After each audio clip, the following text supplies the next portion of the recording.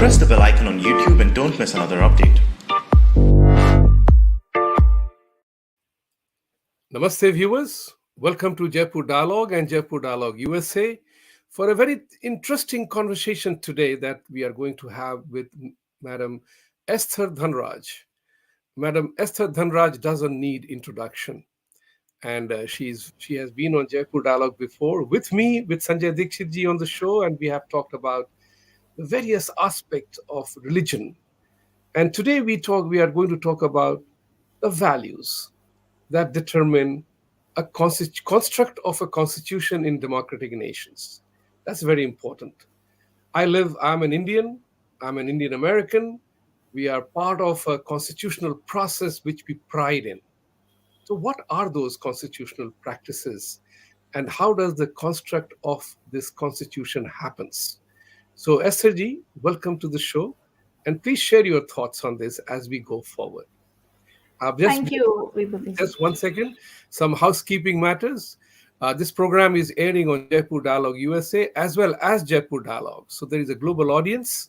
I want you to subscribe, like, share, and press the bell icon for Jaipur Dialogue as well as you subscribe to Jaipur Dialogue, because we are carrying the narrative globally.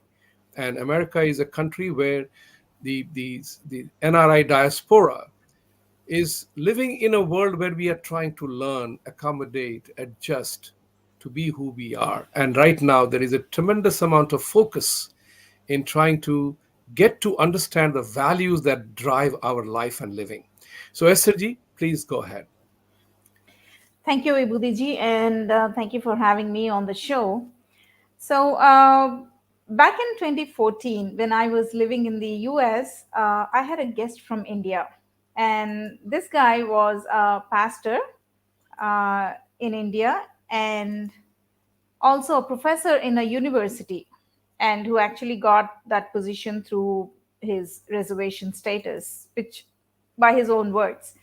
So one day we took him out and we came across Balaji temple. The next thing I see is he started hissing out some words. It seemed like cussing, but actually he was what Christianity calls speaking in tongues.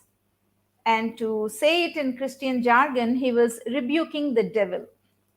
And why was that so? Because a temple, which is the abode of the devil, the Hindu temple, which is the abode of the devil, has been built in a country that was founded on Christian principles and biblical teachings.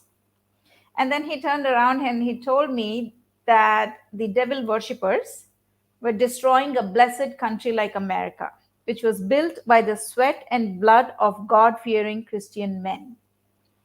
Well, I felt immensely pity for the guy, mostly for his ignorance, but couldn't say anything, couldn't get into a debate because he was my guest.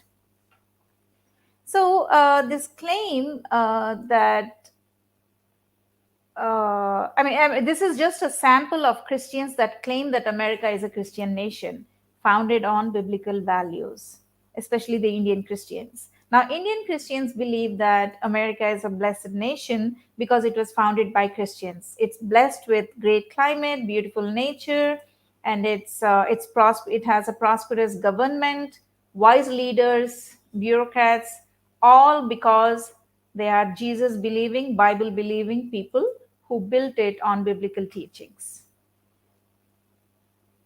But the truth is, far from American founders being Christian, they were pagans, deists, and heathens. Now, I'll get in a minute to what these are. And there is more evidence to them being all these things than there is evidence to them being Christian. So, to actually evaluate this claim of patriot Christians, we have to go back to America's history. So, in 1620, a bunch of Christians who called themselves the Pilgrims fled religious persecution in Europe and sought refuge at Plymouth, America, which was the land of the natives then. Now, these refugees were undoubtedly Christian. They were very devout Christians. So they built their cities and schools on the only thing they know, which is the biblical teachings. But in the next 150 years, it would be 150 years from the time the pilgrims set foot on the American soil till the writing of the Constitution of the United States. So in those 150 years leading up to the founding of the United States, the religious scene completely changed in the land of the natives.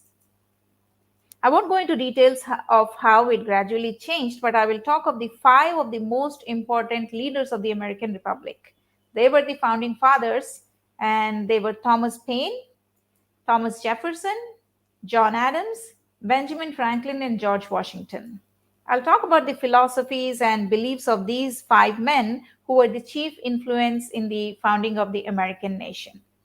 So, Thomas Paine, if anybody knows about the history of how United States was formed, America was founded through American Revolution, and the American Revolution was authored in many ways by one man named Thomas Paine. It is said that without this man, a free America is unthinkable. And Paine wrote a pamphlet called Common Sense. And it was this writing that brought about the Declaration of Independence. So when he wrote Common Sense, Paine was not even an American citizen. He was from England, where he actually met Benjamin Franklin, and he was a writer and had very radical ideas. So Franklin was a well-known printer, publisher, and he liked Paine's writing style. So Franklin wanted Paine to come to America and encouraged him to write down all his radical ideas in some kind of a pamphlet or a book. So that's what inspires Paine to write his Common Sense. So, and Paine was also the first to coin the phrase United States of America. Now, this man is Englishman, just remember that. On Paine's tombstone, you would find it's written that Common Sense was the pamphlet that stirred the American Revolution in American colonies to independence. And it also reads that without the pen of Paine, the sword of Washington would have been wielded in vain. And below this saying is written that history is to ascribe the American Revolution to Thomas Paine. And so, if history is to ascribe to this man the American Revolution and eventually American independence, why was Paine so grossly marginalized in American history? That is because once the revolution was over, Paine published his Age of Reason. And in this, he wrote his true thoughts about Christianity and the Bible. So he wrote, when I see throughout the greatest part of this book, which is the Bible, I scarcely see anything but a history of the grossest vices and a collection of the most paltry and contemptible tales. Paine attacked the gospel when he said it's the fable of Jesus Christ as told in the New Testament and the wild and visionary doctrine raised thereon against which I contend. And Paine openly contended against the gospel. He called it a fable. And then he also said that the story, taking it as it is told, is blasphemously obscene. And by obscene, he was referring to the virgin birth story. Paine said, what does the Testament teach us? To believe that the Almighty committed debauchery with a woman engaged to be married, and the belief of this debauchery is called faith. So this is the kind of view that Paine had. But make no mistake, Paine was not an atheist, because he also said, I cannot dishonor my Creator by calling Christianity by his name. He did believe in a creator God, but just not the God of the Bible.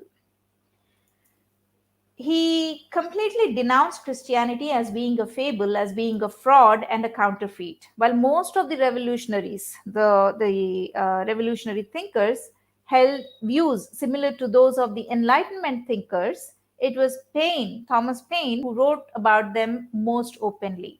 Thomas Paine was much more radical than the other founders.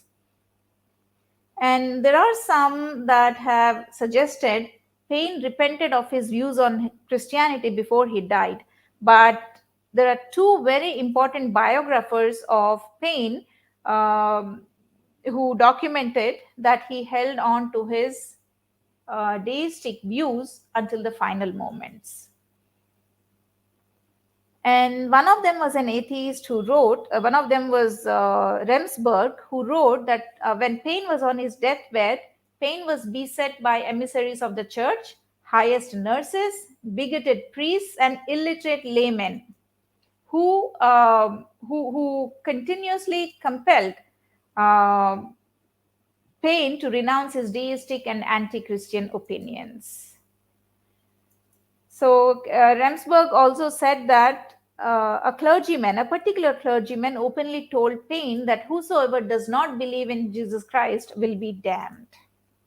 And in his last will and testament, Paine listed what he thought were his great contributions to the world, in which he said the following: I, Thomas Paine of the state of New York, Vibhuti, your state, author of the work entitled Common Sense, which awakened America to a declaration of independence, author also of work lately published entitled Examination of the Passages in the New Testament quoted from the Old and called Prophecies concerning Jesus Christ, and showing there are no prophecies of any such person. So Paine did not even believe in the Old Testament. Not only did he discard the gospel accounts as fable, he did not even believe in the basis of the New Testament, which is the Old Testament, which is the prophecies. So that's about Paine. Next, we go to Thomas Jefferson. Thomas Jefferson is one of America's most important founders, and he is the man who drafted the Declaration of Independence. His own letters make it very clear that he disregarded Christianity and the Bible. Now, Paine and Jefferson were very good friends.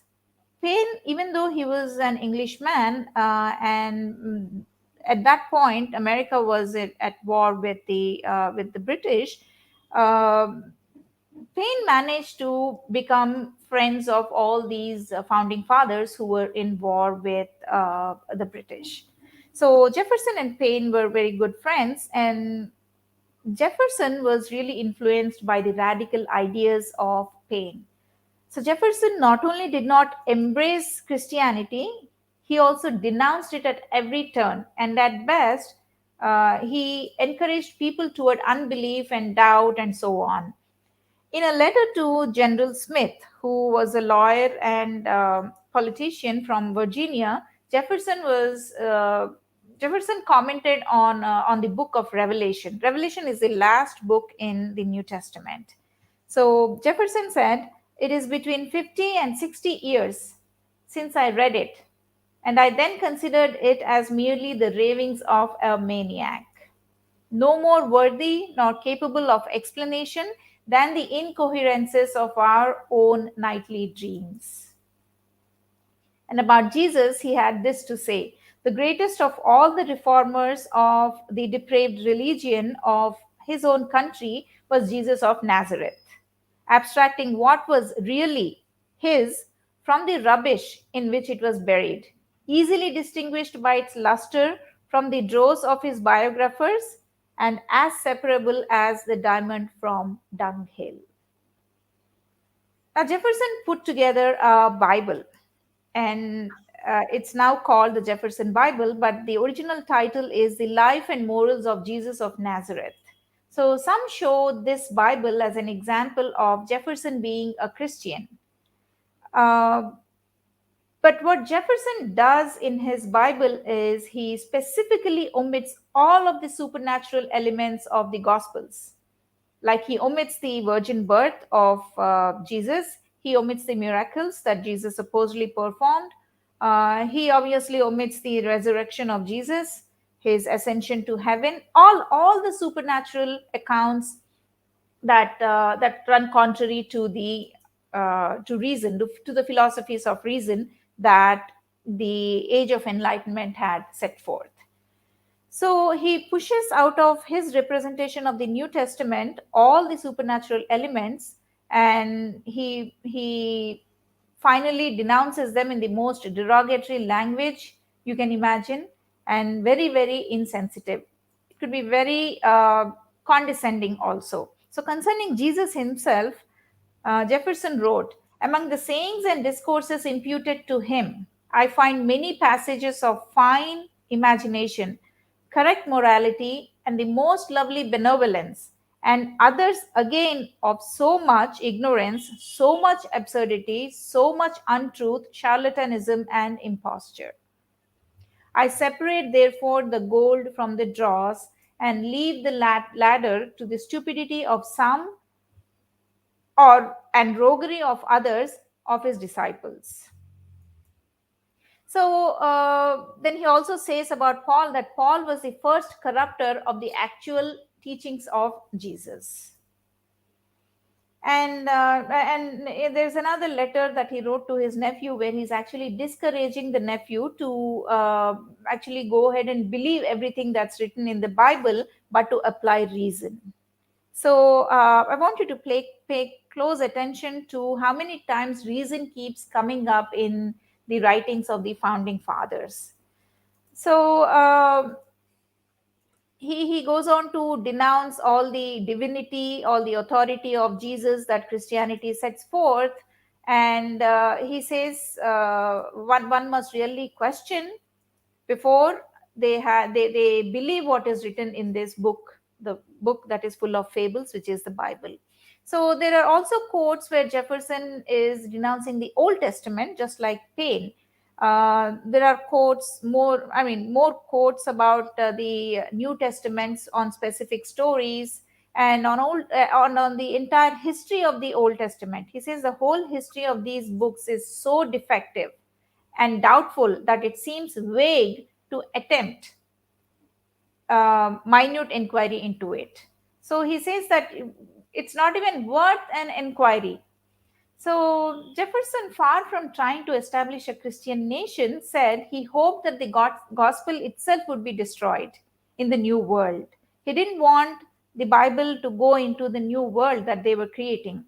And in a letter to John Adams, Jefferson wrote, a day will come when the mystical generation of Jesus, by the Supreme Being as his father in the womb of a virgin, will be classed with the fable of the generation of Minerva in the brain of Jupiter.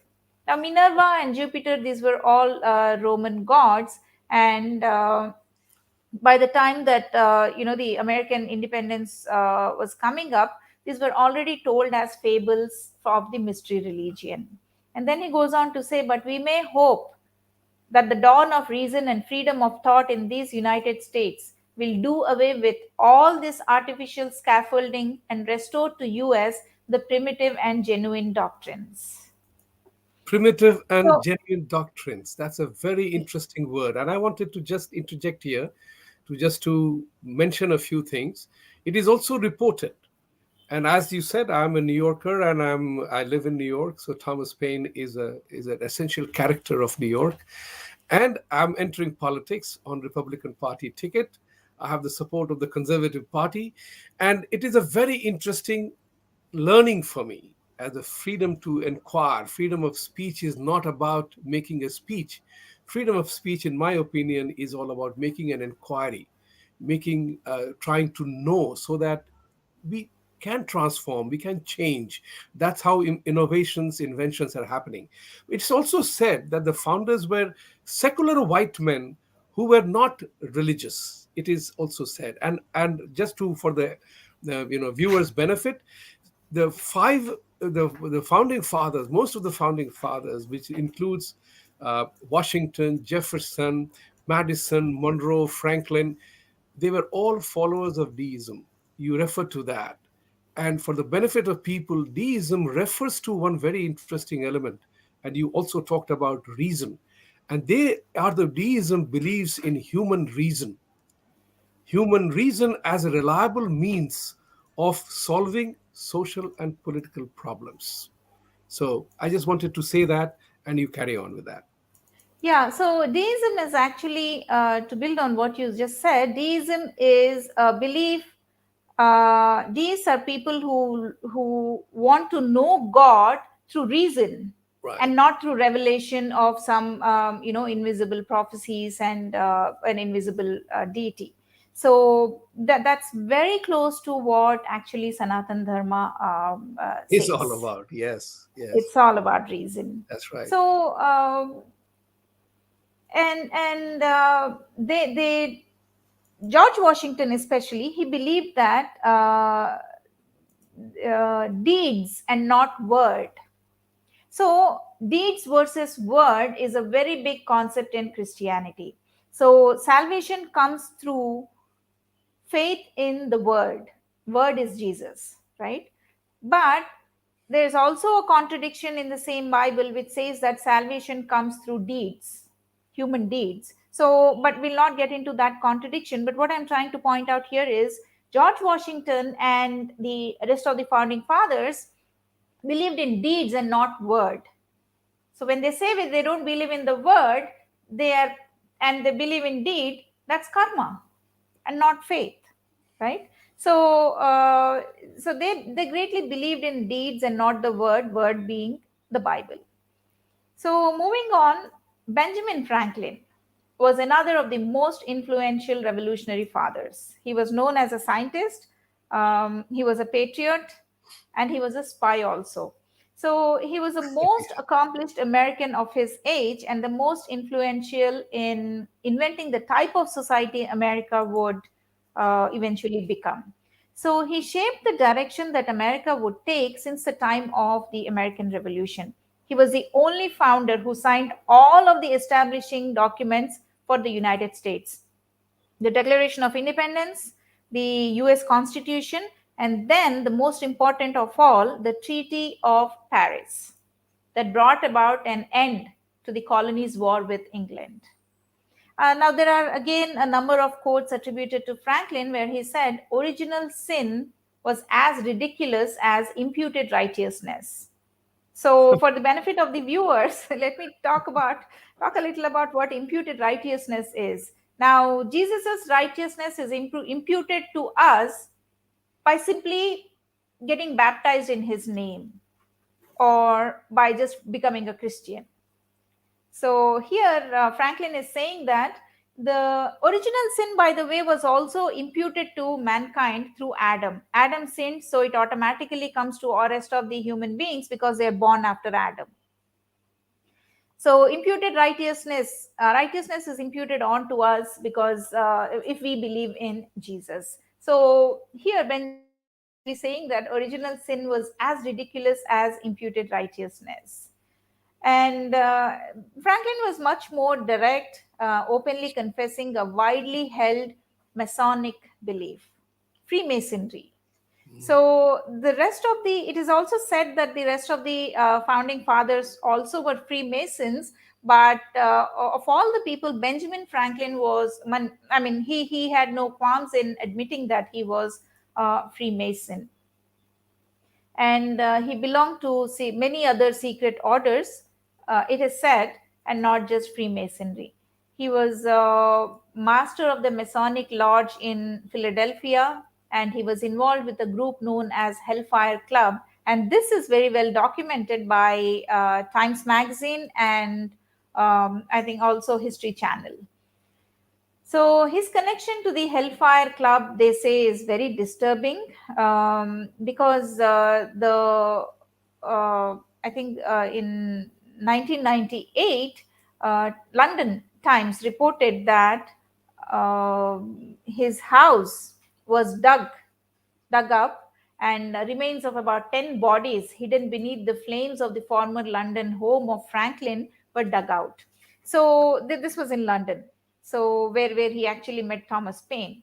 So Times also reported that the initial estimates are that the bones are about 200 years old, and it matches the time that Franklin lived in that house. So then the story gets more gorier, saying that the bones have been the bones showed signs of being dissected, being sawn, being cut, and drilled, the skulls were drilled.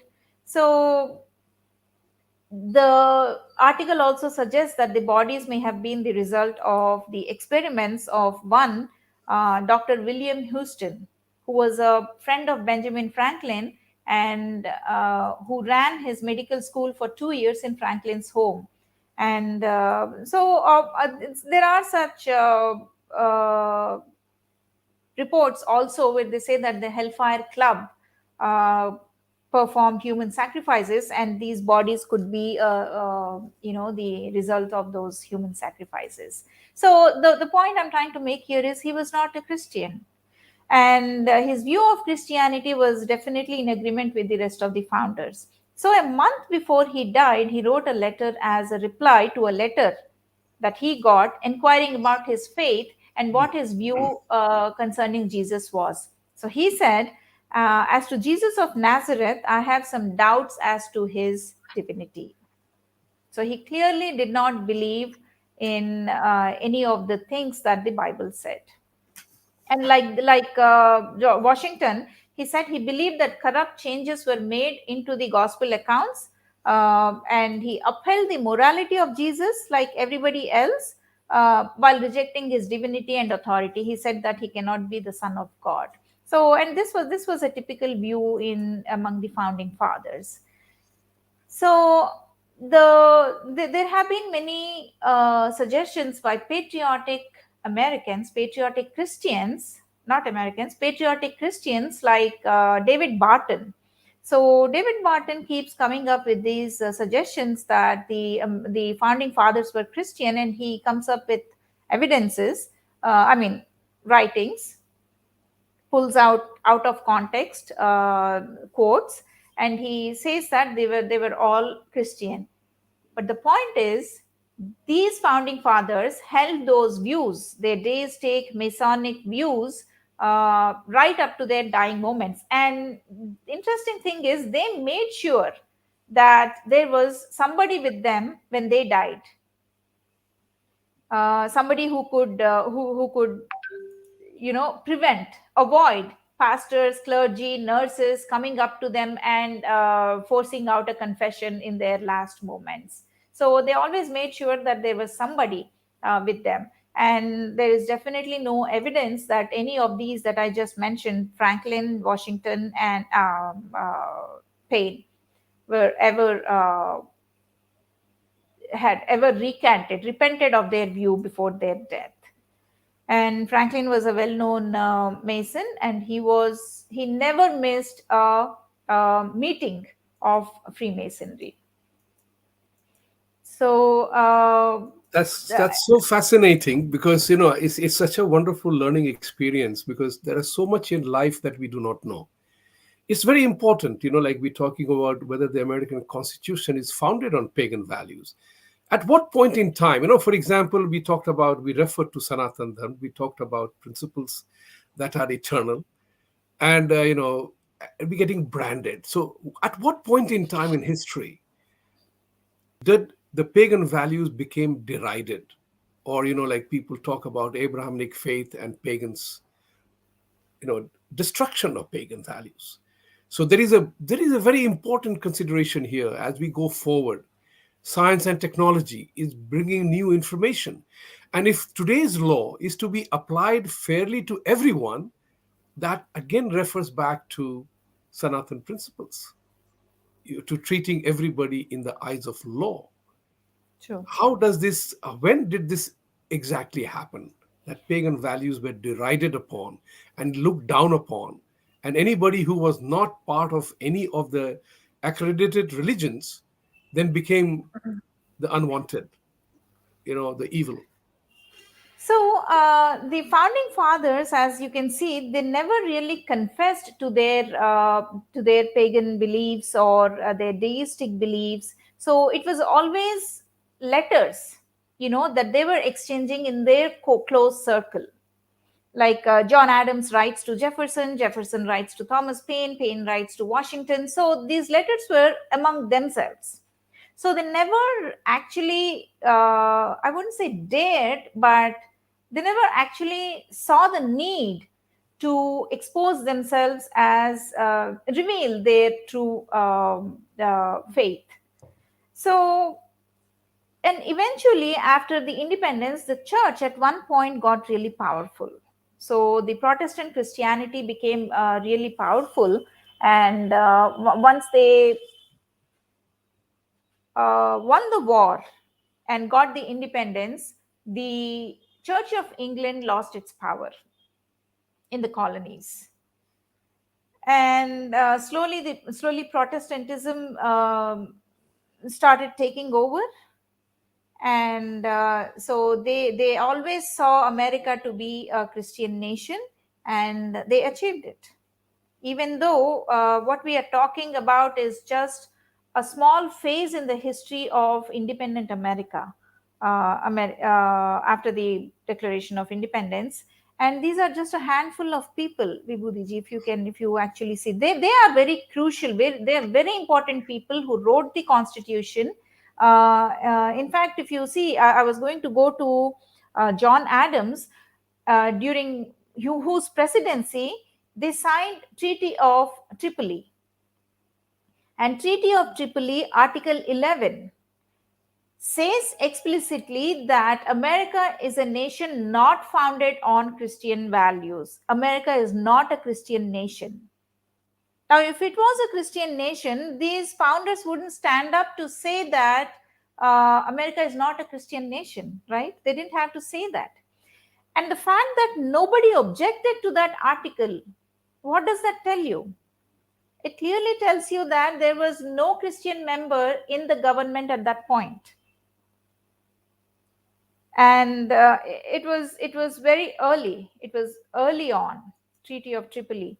So I think it was in 1776, the Constitution. He was the second president and the first vice president. Right.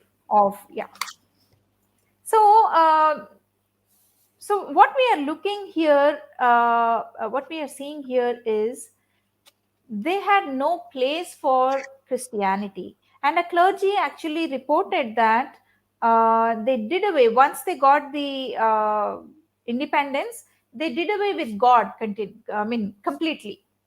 God was taken out of the Constitution and thrown out. So that was what it was.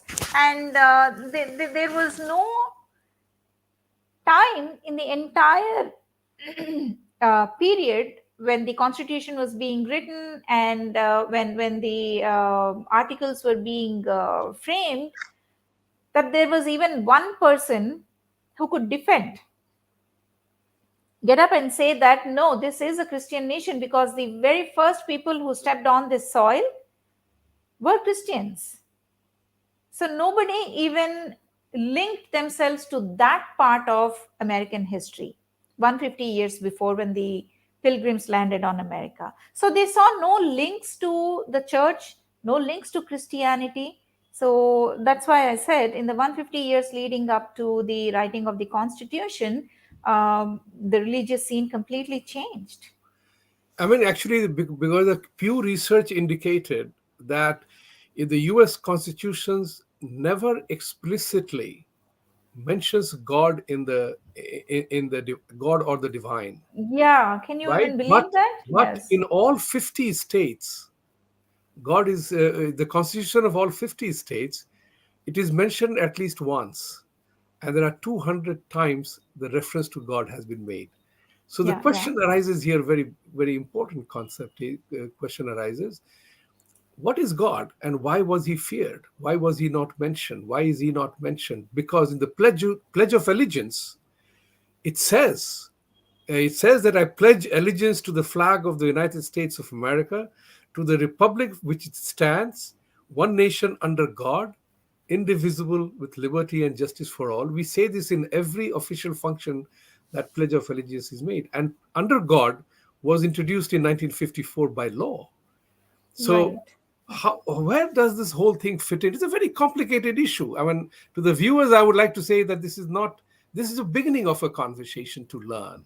to know. And we will have more conversation on this subject matter as we go forward. But the point here is pagan values, America, God, secular. These are all issues very, very important. So let me also say, Vibhuti ji, that John Please. Adams was actually a Hindu. If you listen to this quote, in a All right. letter to Thomas Jefferson, he says, "Where is to be found theology more orthodox or philosophy more profound than in the introduction to the Shasta?" By Shasta, he means Shastra.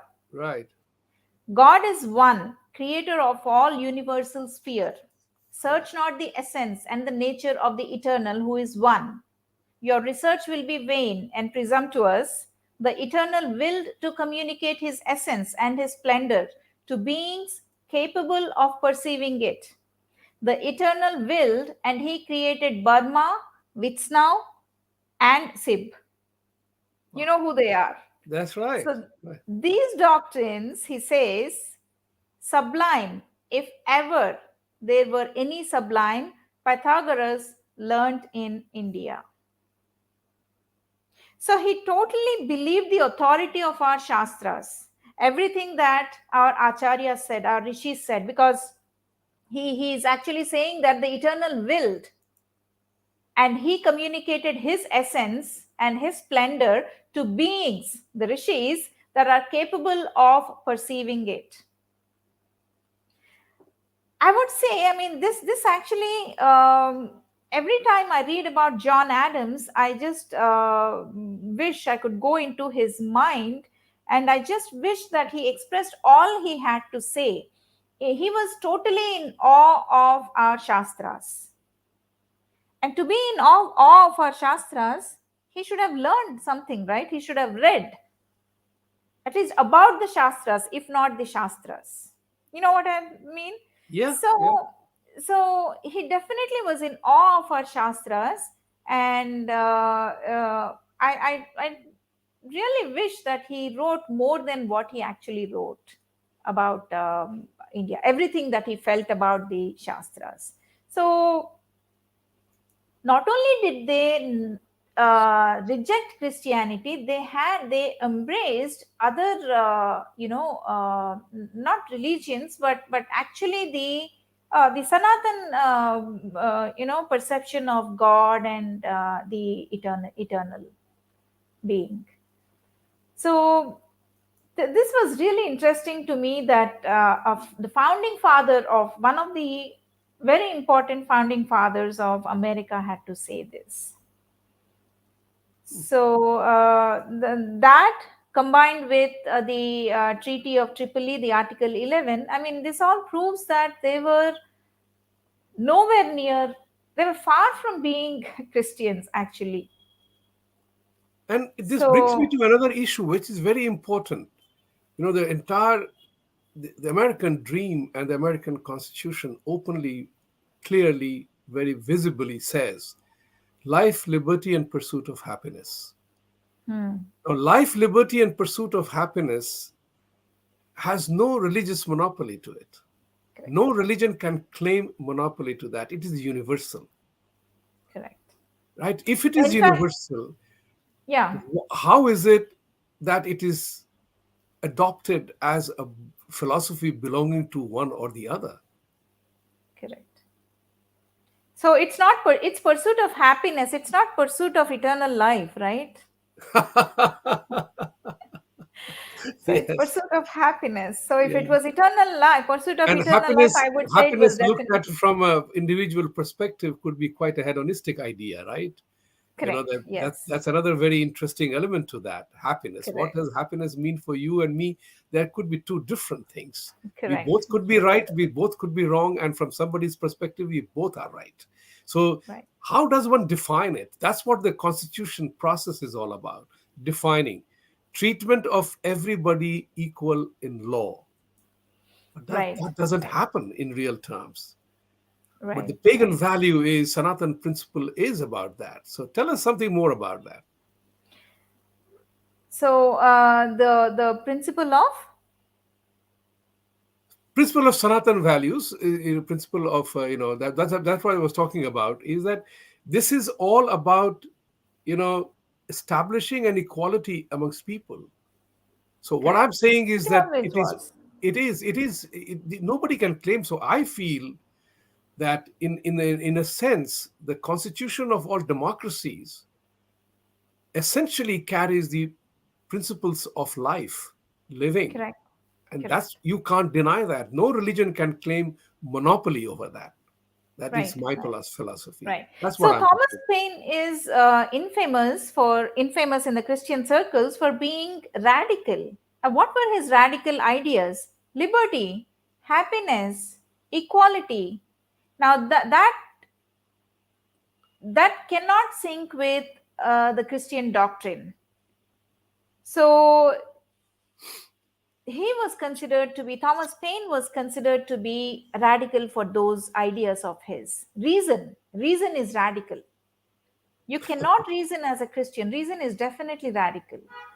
So, which was why he was called radical by the Christians. So, a lot of Christians also say that the views of these founding fathers were,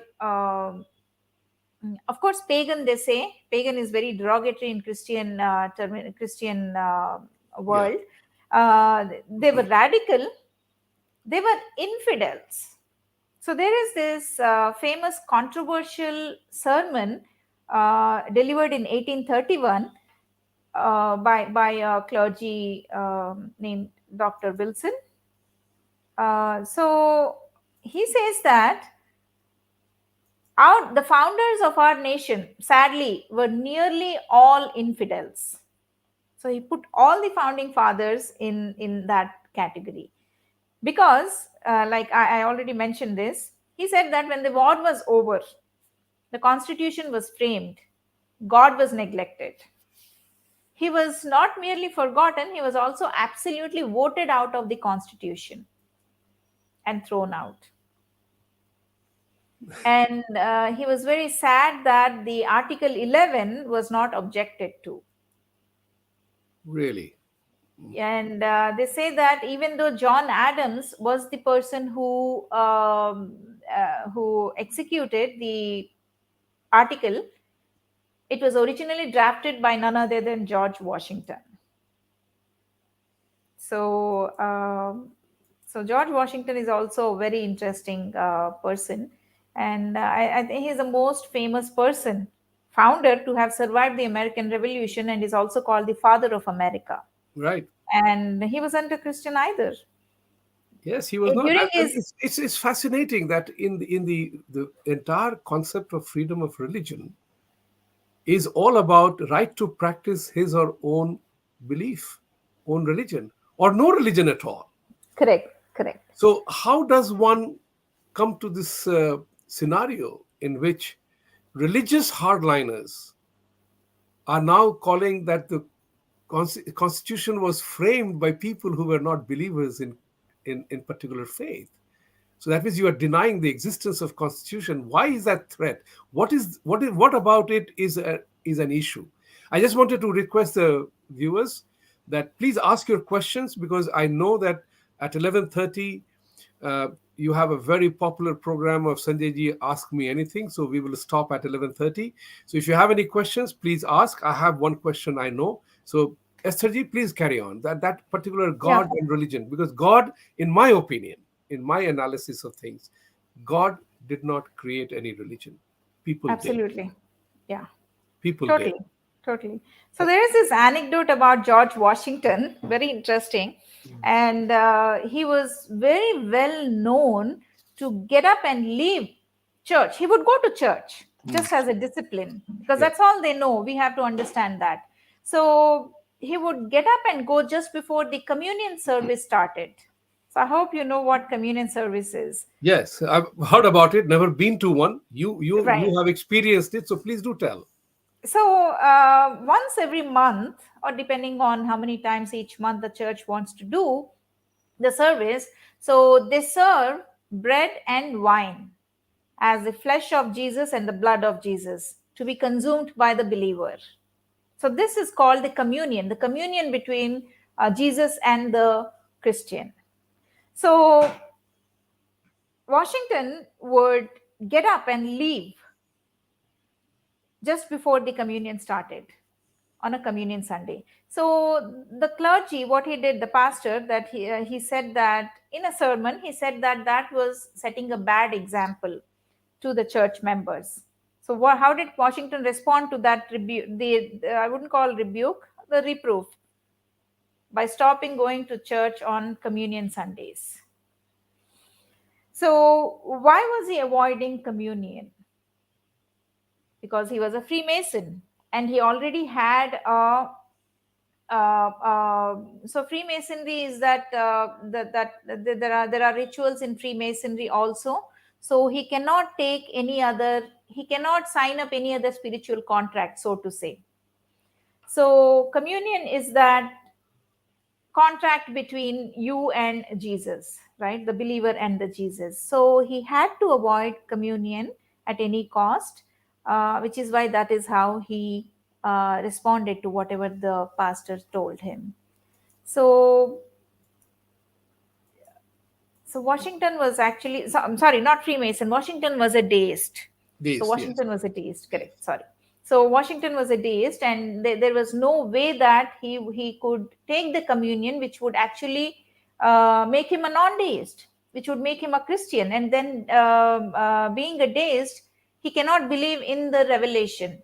He has to apply reason. So there was no way he could take the communion, and he was very particular about it. That's how strong they were in their deistic, in their masonic, in their Unitarian. So Unitarians is another group of people that are anti-Christian. Yes. They don't believe in Christian views also. So they were Unitarian, they are deists, they were Freemasons, very, very strong in their views, very strong. Very strong. I mean, So I remember reading an article by a very, very interesting commentator. His name is Ross Douthat. And he wrote somewhere, he wrote in his article, he was talking about the return of paganism. He was talking, it's a recent article, return of paganism with the pantheistic tendencies to America in the America civil life. Religion could morph into a neo-paganism hostile to Christian faith. Your thoughts on it? I see it coming. I mean, that would be totally anti-Christian, and so was that in future tense that was being said? Yes, it was in the future tense that it would be Yes. So hostile to don't you? Christian That's faith. what. Yeah. So don't you see it coming already in the world, I especially see it. you I living in see the it. West? I see it coming because what is happening in my impression of things is that as we try to understand, the world is full of conflicts. It has been going on forever since. I mean, people talk about one of the amendments to the Constitution. The first and second amendments are the most critical amendments in the U.S. Constitution: freedom of speech, and the second one is the right to bear arms. Right? So what is happening today is these amendments are leading to people to question the very validity of religion, not God. That's very interesting differentiation that I make. Nobody questions God. Nobody blames God for a natural disaster in which thousands die or places are disturbed. But religious people, religion as practiced is no longer helping. It's mostly an esoteric idea that you pray to, but each one says pray to God, but follow my path. And now people have begun to understand that there is something not okay, to put in a very colloquial layman's language. This is not okay. Where was God when tsunami hits? Where was God when this entire, all this virus came, COVID-19 came along? Millions of people have died. Where was God? Then they say it is your karma, your your way of life. That's the issue which is becoming very important for people now. Where are the religious gospel practitioners of any faith, any religion? But here's my thought on this, Vibhuti. No Tell matter me. how much reason humankind will walk towards, there will be a certain section of that fanatic believers, who just don't know how to think in another way. Like, for example, there was this huge storm in Oklahoma one time, and everything was gone, everything was leveled in that area. So there was this, at the end of the storm, there was a car on which was a Bible, landed a Bible. So that picture went viral with a caption saying that God is still in control. I've seen that picture. You are right. Yes. People are gone, properties were gone, families were, separated. What are we talking about God being in control? Just because a Bible was protected, just because a Bible didn't just flow, I mean, fly away. And what surprises me, and what I'm really sad about, is we were made to pray, say our grace. It's called saying your grace before a meal, right? So thank you for this food, Jesus. Thank you for this food, God. You've provided me. Thank you for this sumptuous meal. And in those 2 or 30 seconds or 1 minute of our praying, we know that around the world several kids die of starvation. So what does that make us? Actually arrogant? Yes. Arrogant that somehow we God found us to be eligible for his grace, and he gave us the food, whereas he found the others unworthy of even saving from dying. That is a very, very reasoned position. And the reasoned position also says that, do we see a mutation being happening now because of science and technology, because we are getting to know? It's a very interesting thing. If we notice at the world prior to the scientific revolution, changes have been happening. But there was a time when the Vedic tradition, we know that the entire measurement of the universe was done.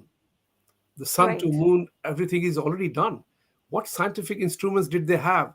What bulldozers or construction equipments did they have to build the wonderful structures that exist around the world? So there is something about the human element which is very important. Yeah, And yeah. Reason, totally. reason, Knowledge. Yeah, even- knowledge.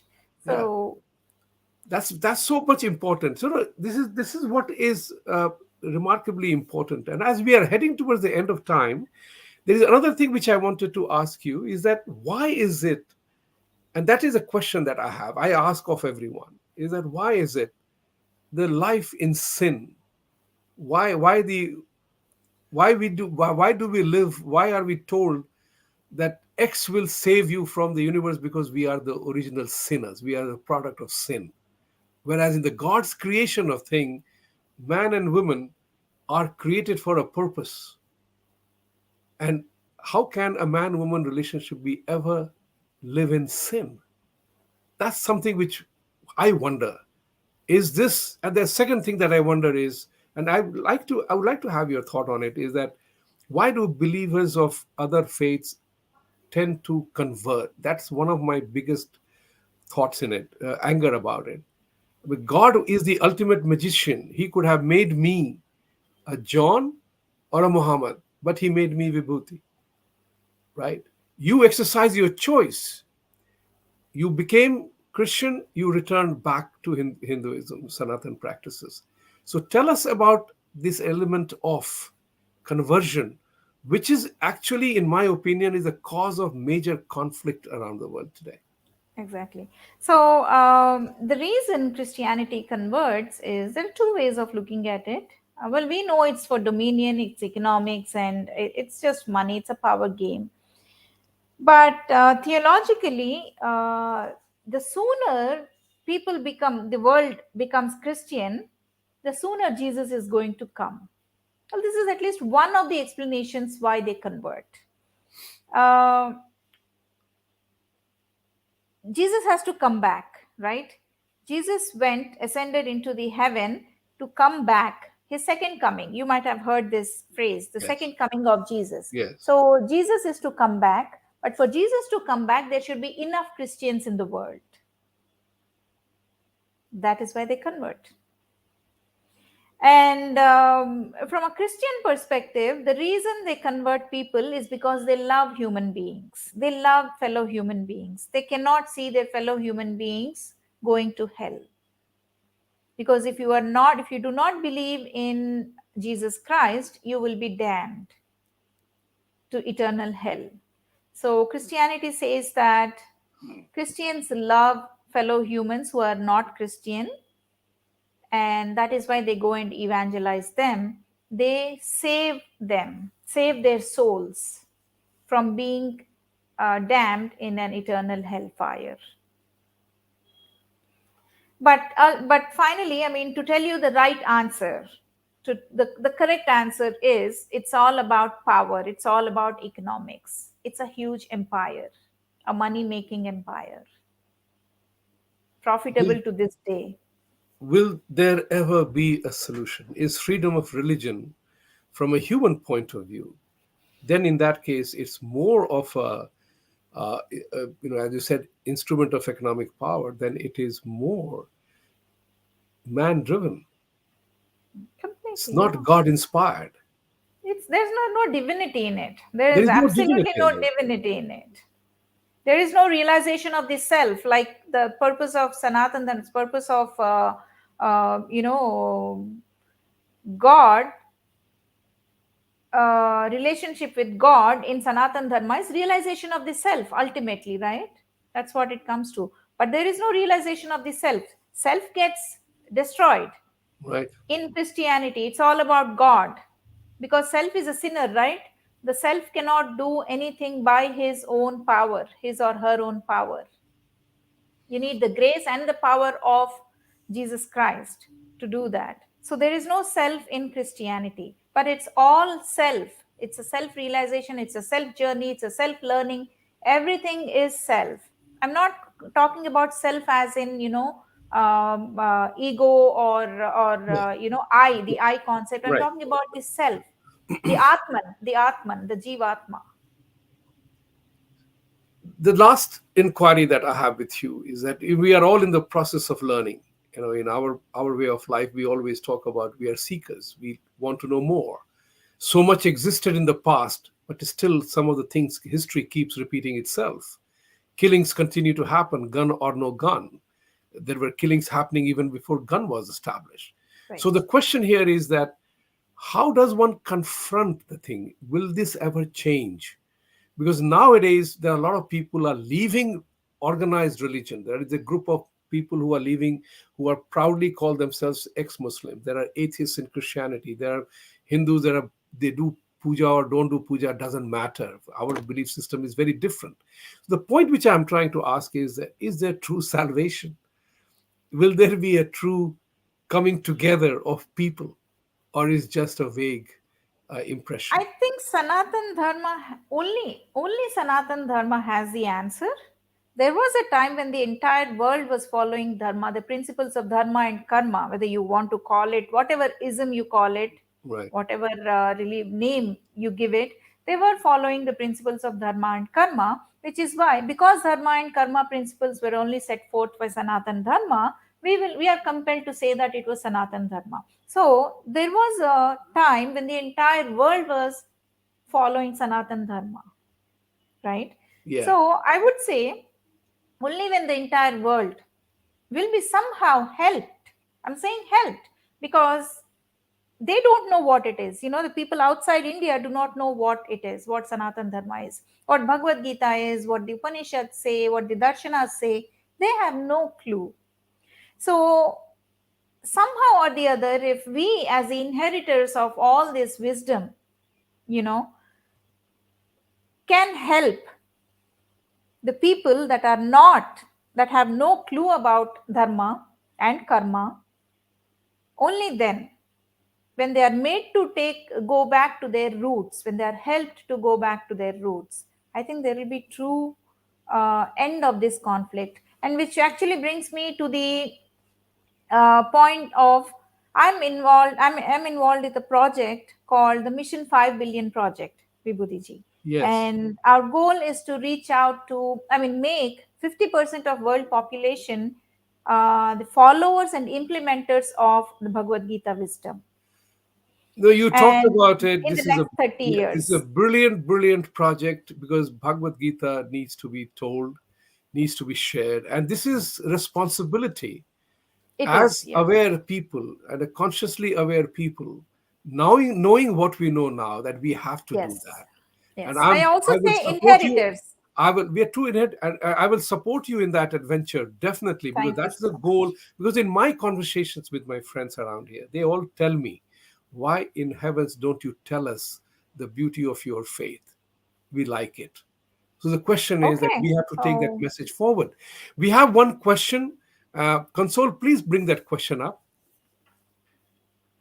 Nikhil Rohila is asking how to distinguish between Christian theology and philosophy. Could the value of any culture be secular in nature in context to the West and Mid East? the first part of the question, Christian philosophy and Christian theology, there is actually no difference in both.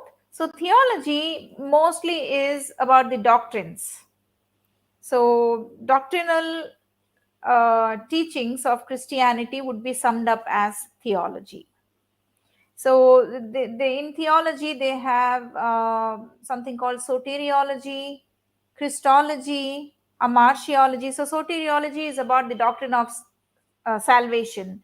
Christology is the doctrine of Jesus Christ, his divinity, his authority, his relationship with humans, relationship with the alleged God the Father. And hamartiology is the doctrine of sin. So they have all these logies that makes the theology of Christianity.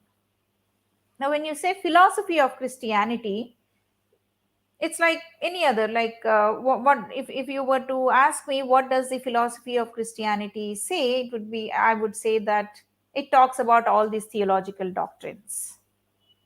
You see the difference? Yes. So it's just terminologies.